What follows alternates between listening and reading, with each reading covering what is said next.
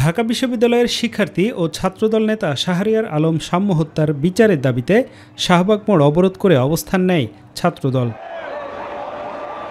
সাম্য হত্যার বিচার এবং প্রকৃত ঘাতকদের দ্রুত গ্রেপ্তার না করা হলে প্রধান উপদেষ্টার বাসভবন যমুনা অবরোধের হুঁশিয়ারি দেন ছাত্রদল সভাপতি রাকিবুল ইসলাম রাকিব। যদি ছাত্রদল মনে করে এই শাহবাগ চত্বর থেকে এই যমুনায় আমরা পদযাত্রা শুরু করে এই পদযাত্রা রোখার ক্ষমতা কারণে যদি তাদের এই ধরনের ষড়যন্ত্রমূলক এবং সদিচ্ছার অভাব আগামীতে লক্ষ্য করে, তাহলে স্পষ্ট ভাষায় বলে দিতে চাই, ছাত্রদলের যাত্রা হবে যমুনায় এবং আমরা আমাদের দাবি দাওয়া আদায় করে বাসায় ফিরব।